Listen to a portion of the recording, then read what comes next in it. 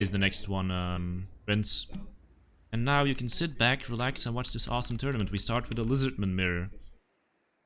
So, who do you think this matchup favors, Satsuma? I think the Lizardmen have the edge over the other Lizardmen. Yeah, they're actually doing sub-factions as well. Funny thing. Oh wow, I'm not sure I know what any of the sub-factions are. And which ones have which lords. It's Tlaka versus... I think A-move is Tlaka. And he's up against the Cult of Sotek. We gotta thank these guys for going sub-factions. It kind of puts them at a little bit of a disadvantage because they won't have certain legendary lords. But at the same time, they probably just want to take a generic lord anyway. And it will make the factions look differently color-coded, which is quite nice. Yeah. And the Lizardmen have decent generic lords. So it's not like your High Elves or something where you're always picking a legendary lord. I'm going to turn off my camera because we don't need that while I'm casting. So, do you want to go over the Lizardman or over the Lizardman? I will take the Burrito Lizardman. Which ones? The Burrito Lizardman. Oh, right, Falcon. Falcons. Okay. Who's bringing the red Lizardman? Go ahead. So he has, in true XMT style, got tic-tac-toe on his funny little flappy thing. Along with, oh, how many Pterodon riders? He's just moved them all. 4 Pterodon riders, with none of them are the ROR. Then he's got a couple of chameleon skinks, 2 solar engines, a feral stegodon, 4 saurus, 2 skinks with javelins, and beastcaster with manticore and flock of doom. Falcon always seems to take pterodons. He loves them. Obviously, Yeah, the they're a very tic-tac-toe good unit as well. yeah. And he's obviously committing pretty heavily into ranged here, which is often, yeah, in a mirror matchup, I feel that you either need to commit quite heavily into ranged or don't go into ranged at all. So it's not a bad setup.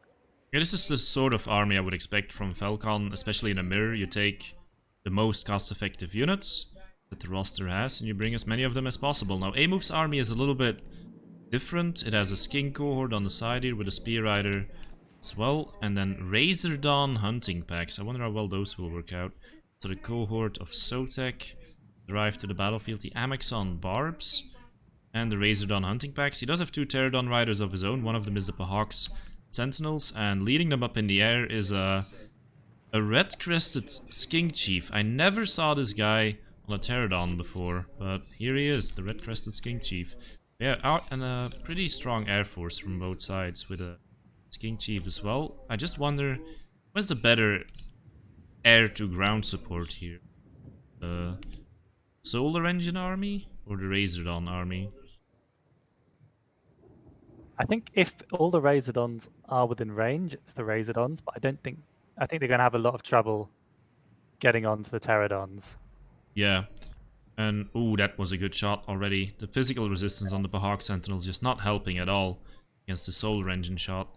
And Falcon seizing a defensive position, which is on this map quite nice, because you have this little high ground you can position yourself on. Already A-move on a little bit on the back foot, I think. Although it seems he's still calmly deploying his forces. He is taking a lot of damage from the Solar Engines right now. Yeah. Falcon focusing on the Razordons, which makes sense because they do so much damage. So, part of me wonders actually. Amy doesn't have such great answers against the Saurus, which you don't see as the scary thing usually in an army, but yeah, that's kind of true. I guess Razordons can kite them if they have the time, but I don't think they will. Solar Engines connecting onto the Skink Chief. The Razor Dawns are kind of getting hunted. They gotta drop rocks on them. I don't know why that's so difficult to say. They're being repositioned, running back towards the Amexon Barbs. I kind of like this. Like leapfrogging, but the other way around. The A-move is aggressively attacking the front line and looks to be about to rout the Chameleon Skink. And also has the other one caught with the Curse of Anri. A very nice play there. Yeah. First Manticore coming in. We'll see that from both sides, of course. And look at sneaky A-move. Positioning his Razor Dawns onto the side. Probably going to start shooting at the Solar Engine pretty quickly. And they can take it down very fast if left to fire. Got to move, or he's got to charge it with his Skinks. Good reaction with the Skin Cohort. Good reaction with the Pterodons. Meanwhile, on the side here, there was a little skirmish between the Red-Crested Skink Chief and Tic-Tac-Toe. But neither side really took the engagement there. Well, they're both pretty useless, so... Yeah. So the Manticore is going for the Skink Priest, and if he can take it out, it would be a very big play. That'd be huge. Because I don't think we've seen Manticore summons yet, and man, that's doing so much damage. So Ooh, Felcon throws out the first Manticore. And look, the Skink Priest is dying. He's terrified. I don't know if he will actually die fully, but he's been taken down so much that I would say this Manticore was definitely worth it, no matter what. The Skink Priest will survive because the Manticore's rampaged.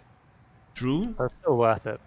He has been routed, and even if only for the effect on the balance of power, it's quite big. Look at A-move. I like how he's pulling around a lot of his forces on the side here. Pushing in with them, meanwhile shooting at Pterodon riders that are shooting at him. Meanwhile, there's an air engagement going on the right side here, and I think, A-move's Lord is getting mobbed, but nice shot from the Pterodons, but I don't think he can stay there much longer.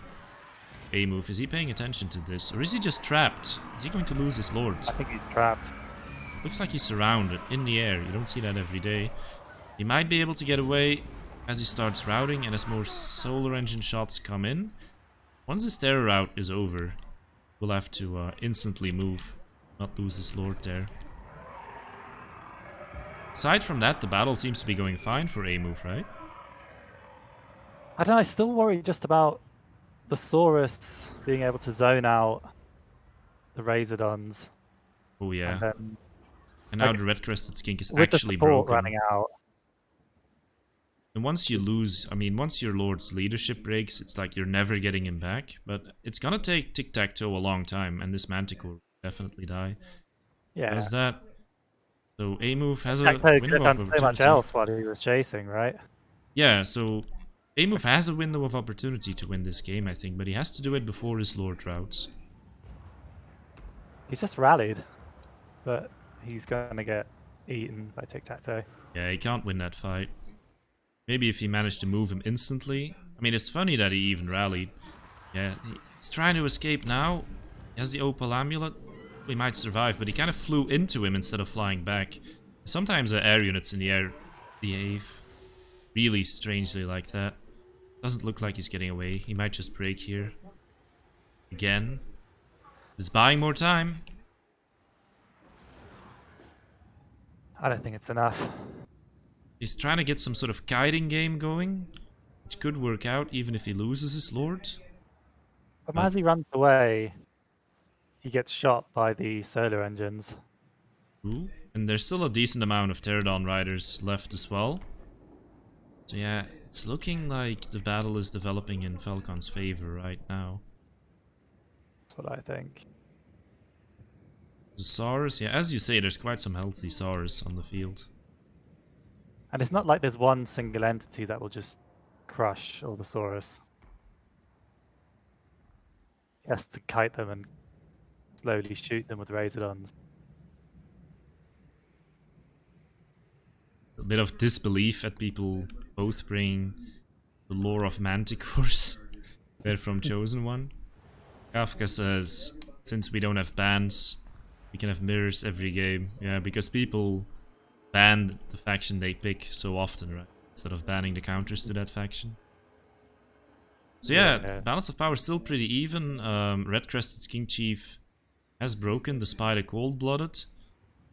And yeah, this is going down to the wire, it seems. You can, well, obviously the solar engines are still alive, but the Razordon hunting packs, I see one very damaged one and two pretty healthy ones. They are the units right now that can still deal the most amount of damage by spending their ammo. I'd like Falcon to bring his solar engines into this fight between the the single entities. The Lord finally shatters. Longest chase ever.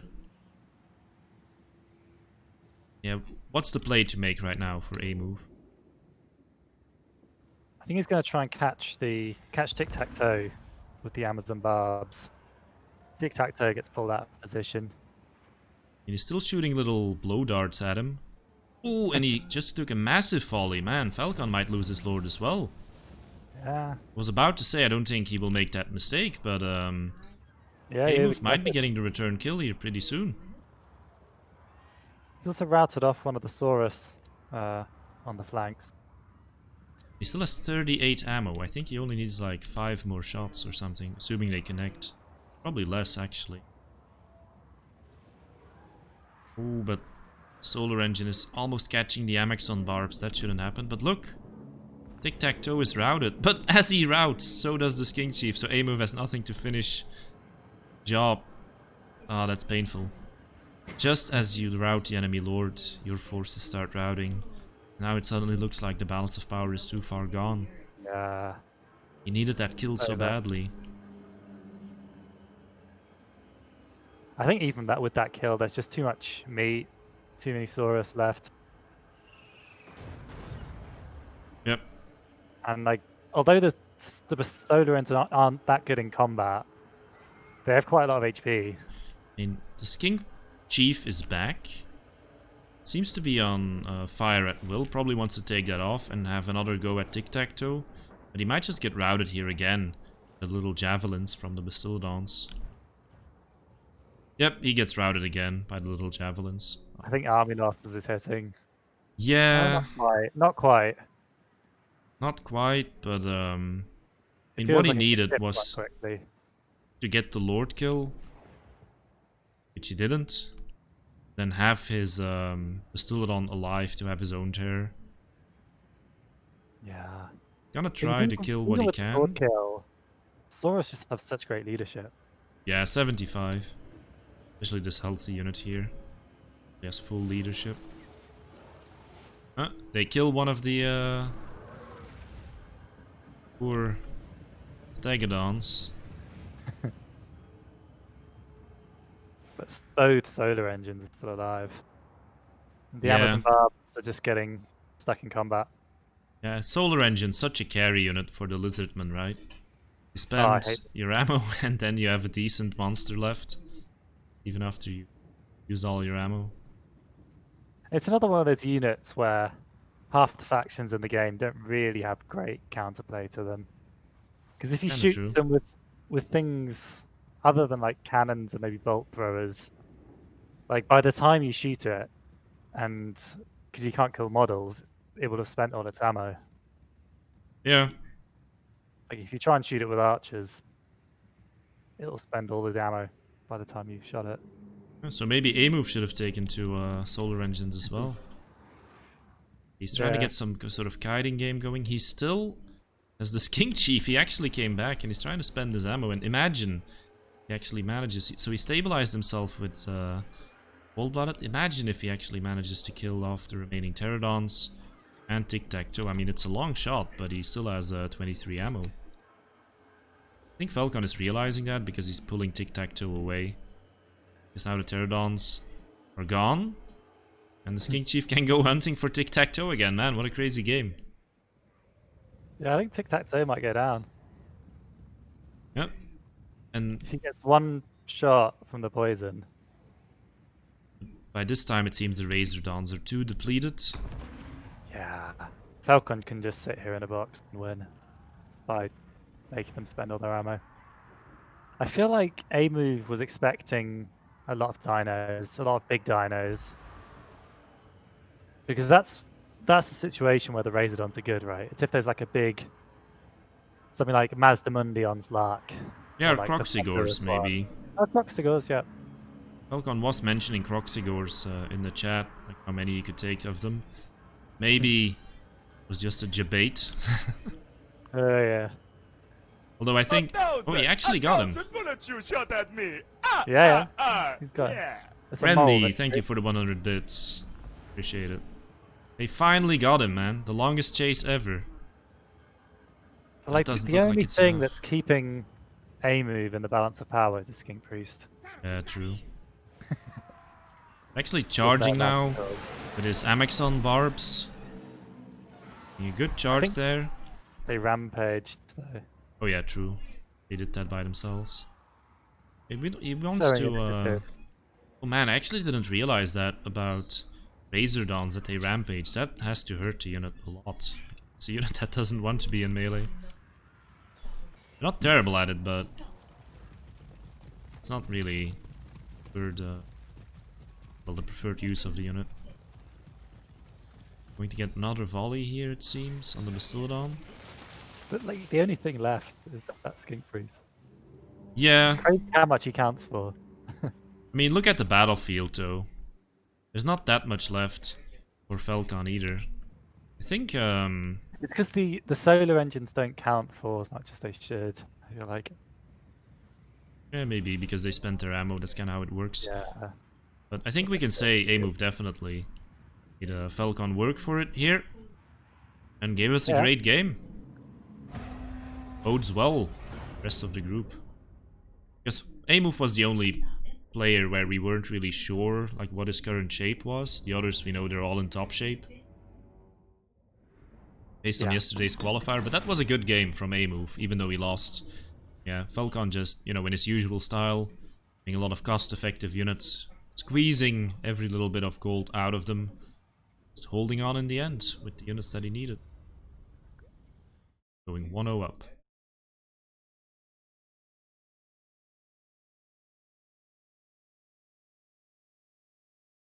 Yeah, Random Mix is saying this was over 10 minutes ago. Yeah, kinda true. I mean... But A-Move tried I to do what he understand could. why. Yeah. I I don't understand think why there he's should trying be to any scrap pressure on it. players to leave the game when, you know, people feel it's over. I mean, I'm not saying that's even what Random Dix is insinuating, but Yeah, I agree. the Skink Priest chase alone was... Oh, not Priest, Skink... Yeah, Chief chase alone was worth. See the rest of that battle. Let's see.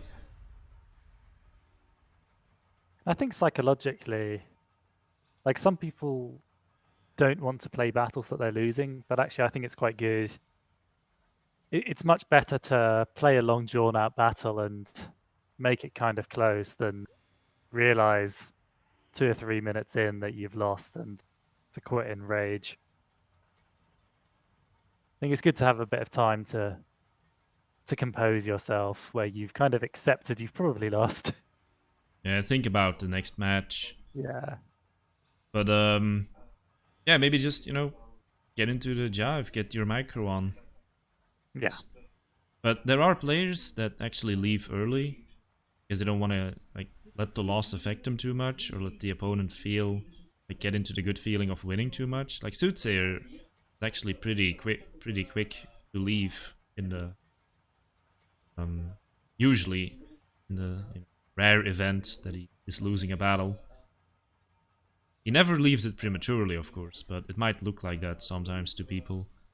But I think there's a certain strategy behind that. Yeah, it's not my approach, but everyone has their own way of thinking about these things. Yeah, I just play and I try not to look at the balance of power, and once in a while I get really surprised and I look at the balance of power and I'm like, oh man, it's this bad. Yeah. Soothsayer leaves early, yeah, when he's not winning. They would need a nerf to missile damage, their damage is really high. Maybe. I'm not sure. If you increased rated on range. Maybe just a little gold increase, I don't know. You think Razordons would be better if... Oh, you're talking about Razordons. If I thought you were talking about solar engines. They had 20 more range, so they have 120. In Razordons, they're kind of supposed to be like shotguns. I like their, oh, their I think they're short fine range. the way they are. Yeah. We They're haven't really quite seen them much, specific. but if you get them into the situation that you want to get them, like shooting at an armored monster, They are very cost effective very quickly. I think one volley gets like 1 or 2k health off the Ragnarok Queen. It's really something. Yeah, that happened to me against Taco. Hmm.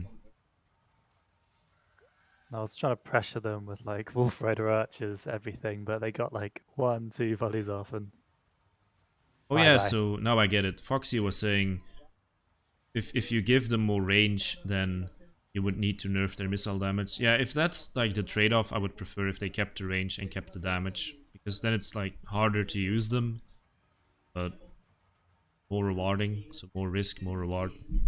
Usually more interesting gameplay comes from that. Time for Amove to pick dwarves. We shall see. Amove, possibly the best dwarf player around. Who knows? Might definitely go for his beloved Taui here. Saying Falcon isn't the best dwarf player around with his loss to the Vampire Coast. Yeah, I don't think that's his preferred faction. Yeah, Falcon, definitely of not. course, known for mostly playing aggressive. It's what he's better at, I think. Yeah, I agree. Kind of the same thing with Soothsayer playing Coast. Like, I think his biggest strength is using these mobile units and dominating the battlefield. When your units average like 20 move speed, that's kind of difficult to do. Yeah, I agree.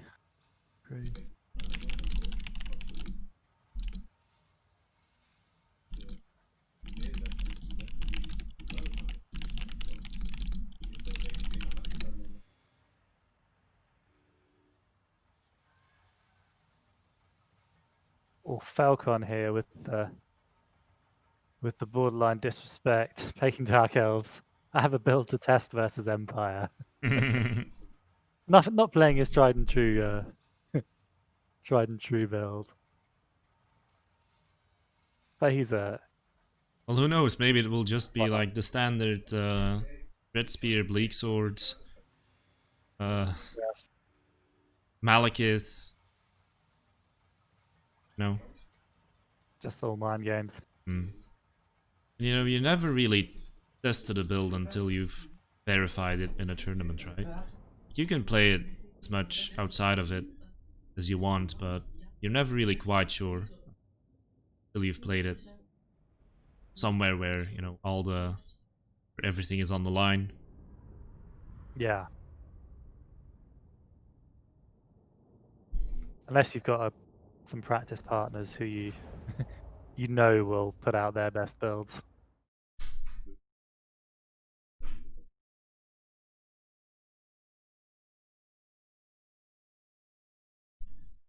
The cat is going away.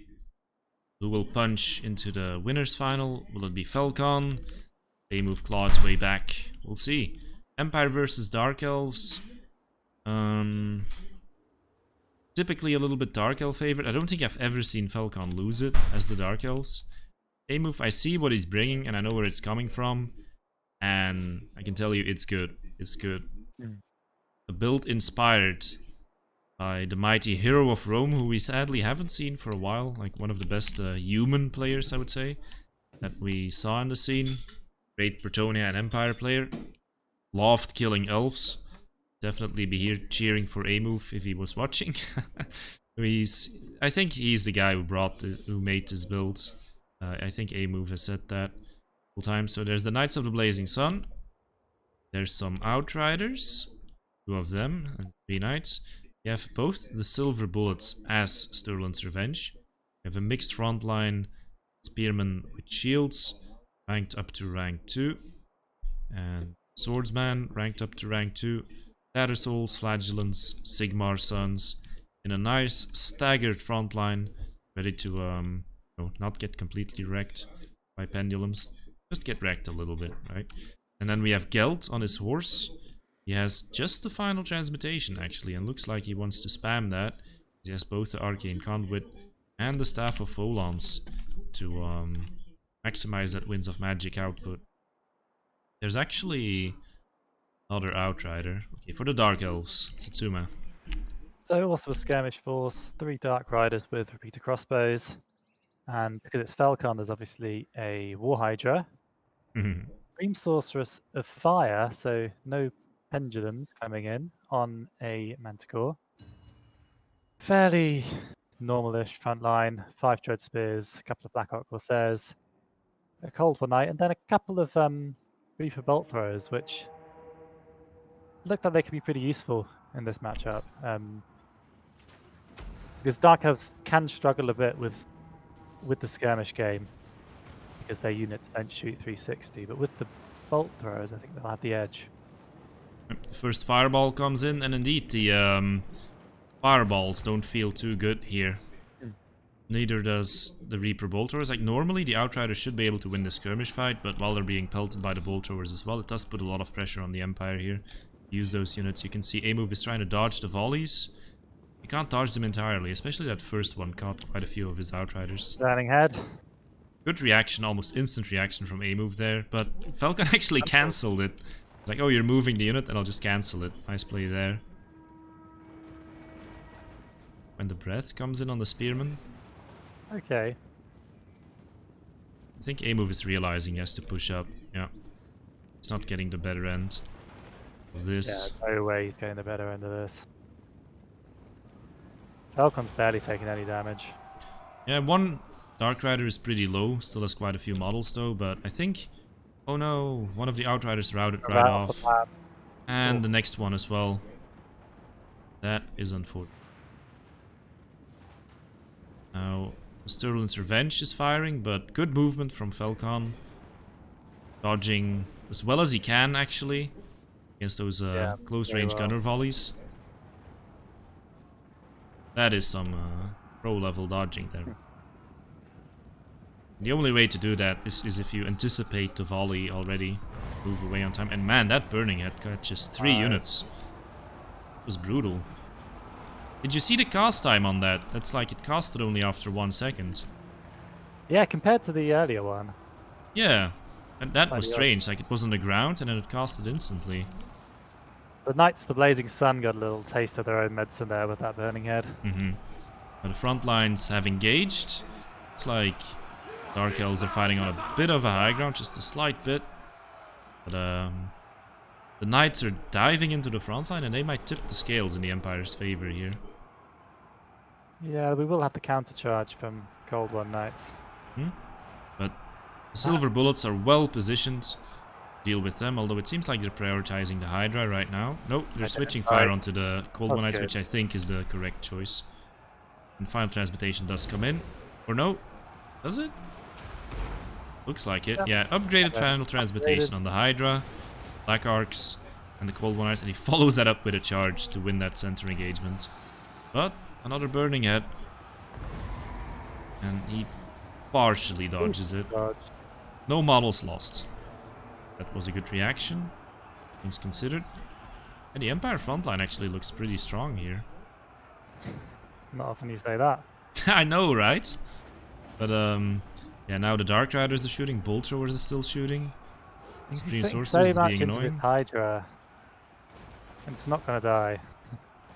Ooh. Of course, going for that fire damage on the Hydra, but Hydra, of course, quite tanky and regenerates. And yeah, that Murderous Prowess is just shifting all these engagements so much. Suddenly, everything is turning against the Empire. Is this where I'm allowed to start de-hyping, saying it's all over? Kind of looks that way because the Empire doesn't really have a good comeback mechanic here, right? Normally they would say they can maybe kite with their handgunners a little bit, but not really when you're getting shot at by 2 Reaper Bolt Throwers. And yeah, Gelt is fighting the Manticore. Seems to be caught in some spears as well, and yeah, suddenly it's all over. Unfortunate for Amove. The Outriders at the start there, that trade really didn't help, and also I think anytime you're going for this style with the Outriders and you see Bolt Throwers, you know the battle is just going to be that much harder. If you were getting rushed, which is kind of what you would expect from Falcon, right? Then they would have been better, but not so much against the Bolt. I think Amove got unlucky with both the builds. Yeah, a little bit. Like both times it felt like he was trying to counter a rush by having all these shorter range